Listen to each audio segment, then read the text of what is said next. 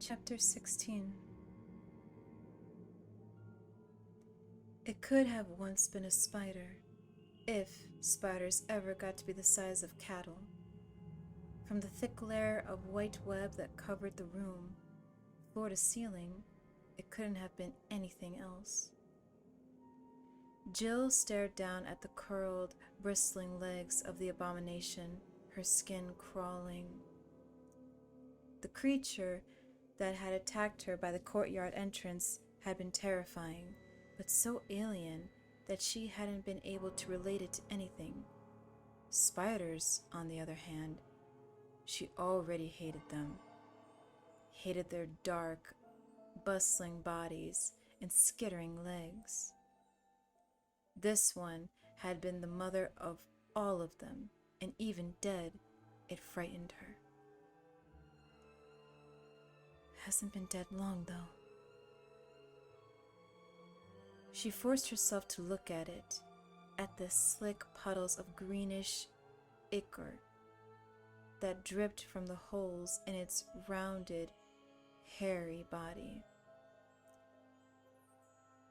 It had been shot several times, and from the noxious ooze that seeped from the wounds, she guessed that it had still been alive and crawling not 20 minutes ago, maybe less. She shuddered and stepped away toward the double metal doors that led out of the webbed chamber.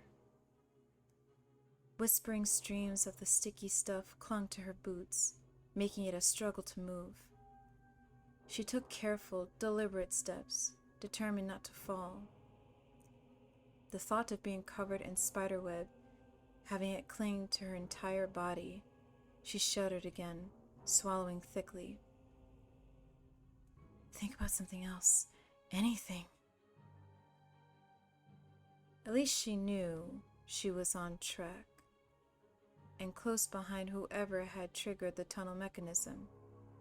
Neat trick, that. When she'd reached the area where the pit had been, she thought that maybe she'd get lost after all. The gaping hole had been gone, smooth stone in its place. Looking up, she'd seen the ragged edges of the pit suspended overhead.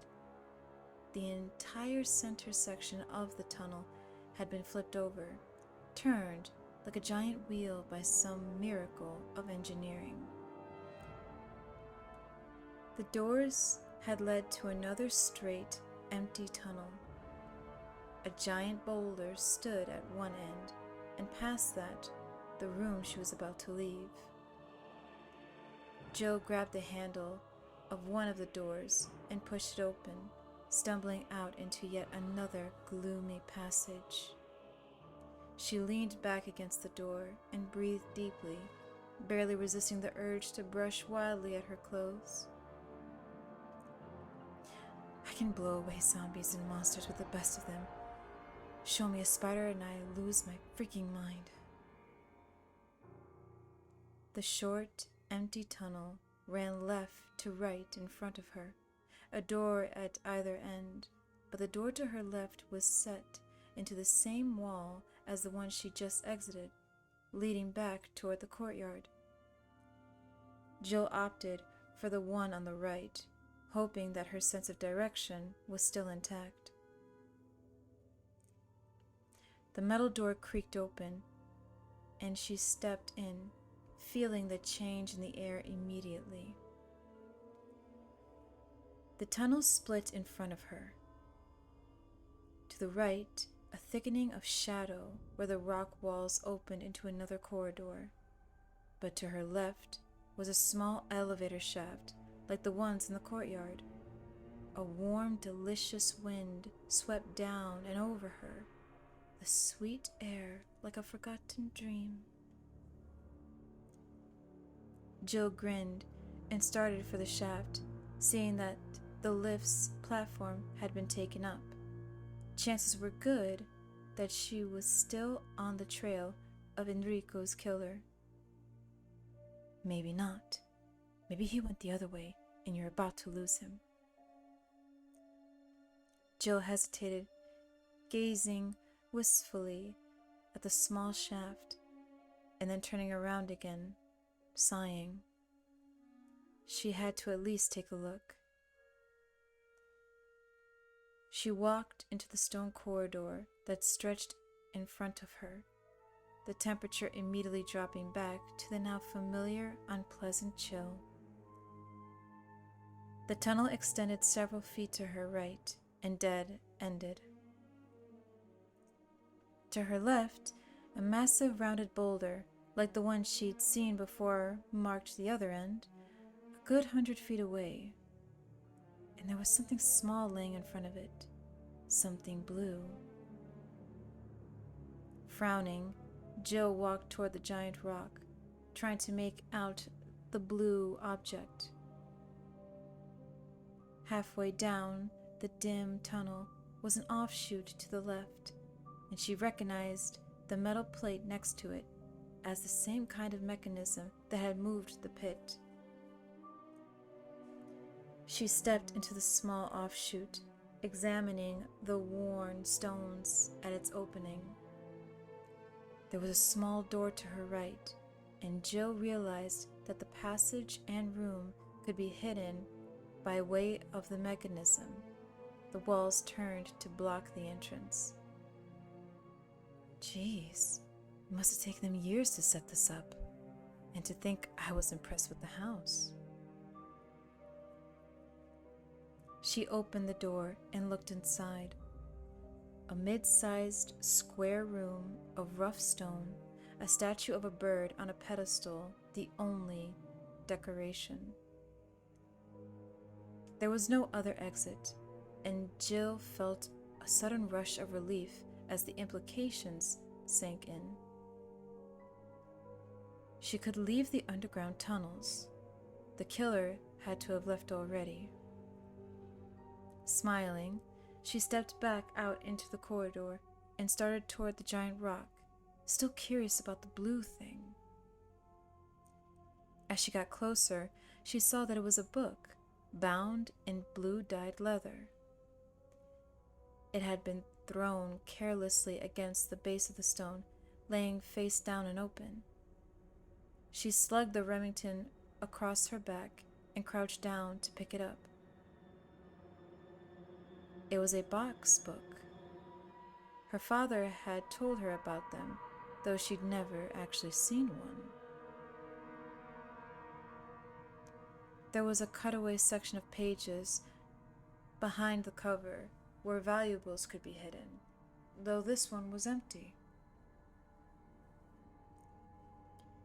She flipped it closed, tracing the gold leaf leathers of the title, Eagle of East, Wolf of West, as she started back toward the elevator.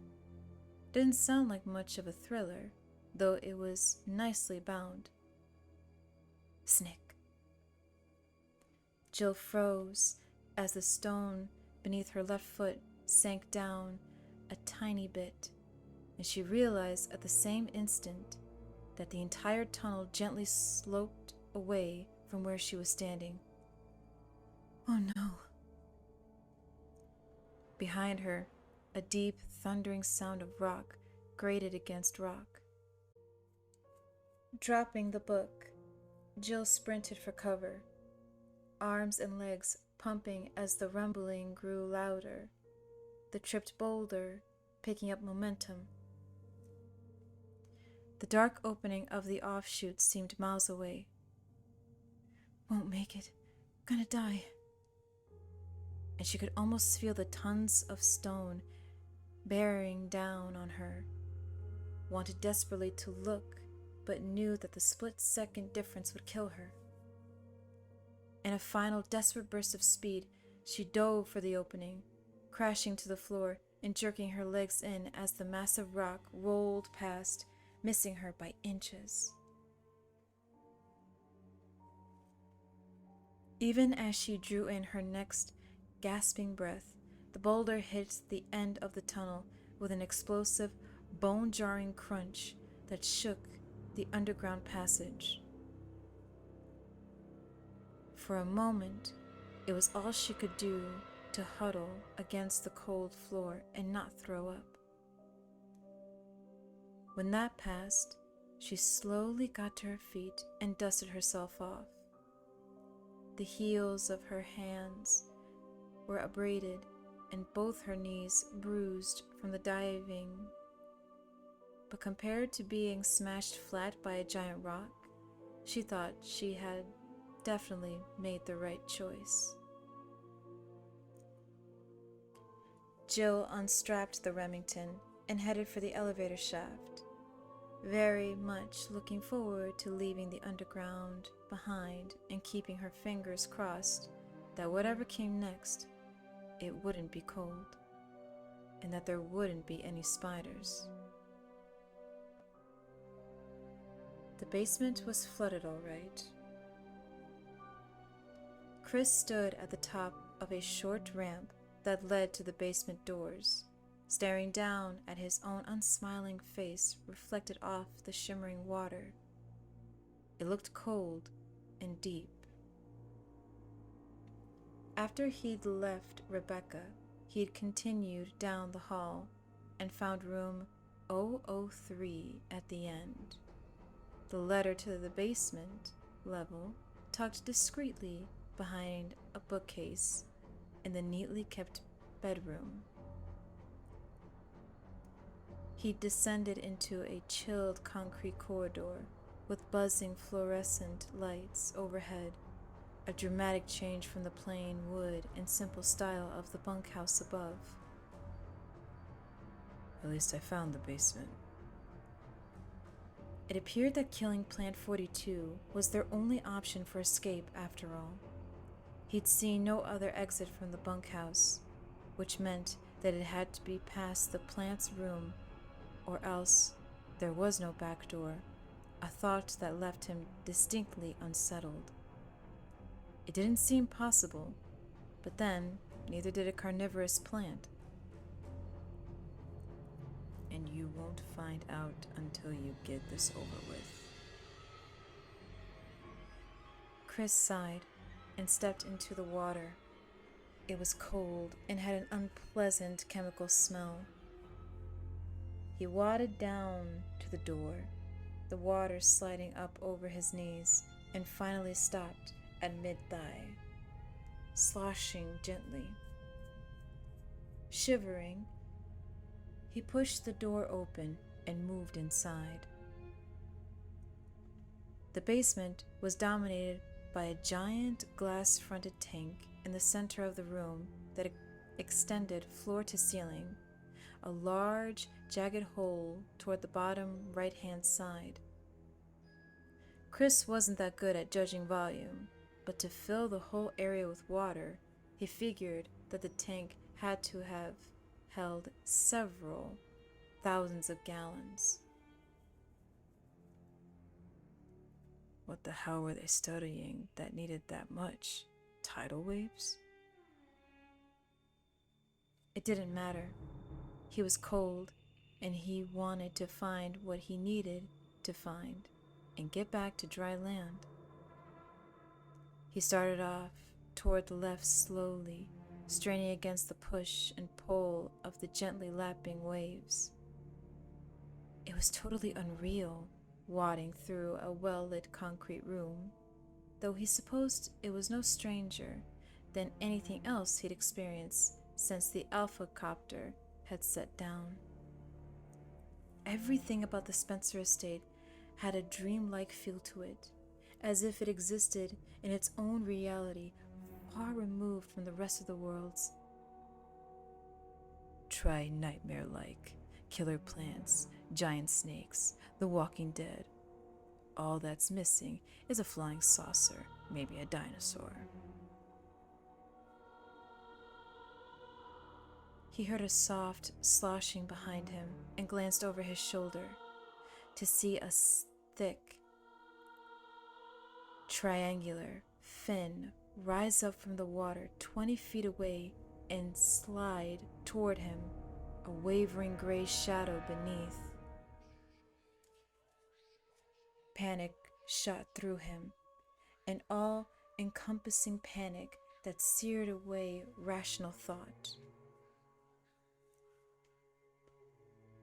He took a giant running step and realized that he couldn't run as he plunged face first into the cold chemical water and came up gasping, spluttering tainted liquid from his nose and mouth, hoping to God Rebecca was right about the virus having burned itself out. He whipped his head around, eyes burning, searching for the fin, and saw that it had halved the distance between them. He could see it now. A shark. Its rippling, distorted body sliding easily toward the water, 10 or 12 feet long, its broad tail lashing it forward, the black, soulless eyes set above its pointed grin. Wet bullets misfire. Chris stumbled away backwards, knowing that he didn't stand a chance of outrunning it. Wheeling his arms for balance, he sloshed heavily through the dragging water, turning himself sideways and managing a few more steps before the shark was on top of him. And he leapt to the side, dodged the animal, and slapping the water as violently as he could, churning it into foaming waves. The shark slid past him, its smooth, heavy body brushing against his leg. As soon as it was past, Chris stumbled over and after it, splashing wildly to keep up as he turned the corner in the flooded room. If he could stay close enough, it wouldn't be able to turn to get at him, except that in seconds the shark would have the room to maneuver. He could see 2 doors ahead on the left, but the giant fish was already leaving him behind, heading toward the next corner to turn around and come back for him. Chris took a deep breath and plunged into the water, knowing it was crazy that he didn't have a better chance. He stroked desperately toward the first door, kicking off against the cement floor to propel himself forward in great, bounding leaps. He hit the door just as the shark was turning up ahead and grabbed for the handle, choking, and it was locked. Shit, shit, shit! Chris jammed his hand into his wet vest and came up with Alias's keys, fumbling through them as the fin glided closer, the wide, pointed grin opening.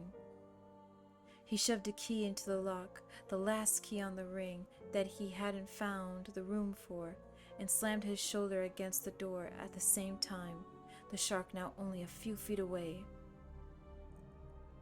The door flew open and Chris stumbled in, falling and kicking frantically. His boot connected solidly with the shark's fleshy snout, deflecting it from the opening. In a flash, he was on his feet. He threw his weight into the door, and in a slap of water, it was closed. He sagged against the door, wiping his stinging eyes with the back of his hand. The lapping water settled gently into smaller and smaller ripples as he caught his breath and his vision cleared. For now, he was safe. He unholstered his Beretta and ejected the dripping magazine, wondering how the hell he was going to make it back upstairs. Looking around the small room, he saw nothing he could use as a weapon.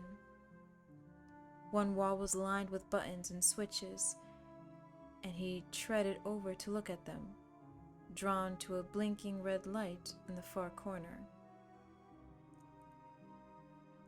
Looks like I found a control room. Aces.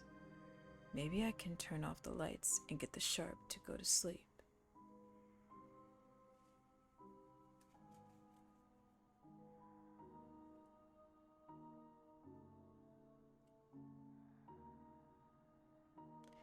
Maybe I can turn off the lights and get the shark to go to sleep.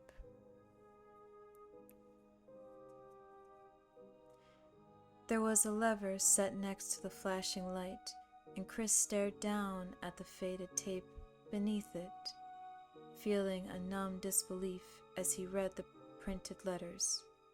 Emergency drainage system. You gotta be kidding me. Why didn't anyone pull this thing the second the tank broke? The answer occurred to him even as he thought it. The people who worked here were scientists. No way they were going to turn down the opportunity to study their precious Plant 42, sucking up water from the man-made lake.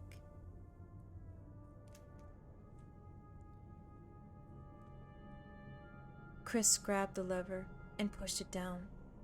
There was a sliding, metallic noise outside the door, and immediately the water level started to drop. Within a minute, the last of it had flowed out from under the door, and a gurgling liquid gas came from the direction of the broken tank. He walked back to the door, opening it carefully, and heard the frantic, wet thumps of a very large fish trying to swim through air. Chris grinned, thinking that he should probably feel pity for the helpless creature, and hoping instead that it died a long, agonizing death. "Bite me," he whispered. Wesker had shot 4 of the shuffling, gasping umbrella workers on his way to the computer room on level 3. He hadn't recognized any of them, though he was pretty sure that the second one he'd taken out had been Steve Keller, one of the guys from Special Research. Steve always wore penny loafers, and the pallid, dried-up husk that had reached for him by the stairs had been wearing Steve's brand. It appeared that the effects of the viral spill had been harsher in the labs, less messy, but no less disquieting. The creatures that roamed the halls outside seemed to have been totally dehydrated, their limbs withered and stringy, their eyes like shriveled grapes. Wesker had dodged several of them, but the ones he'd been forced to put down had scarcely bled at all.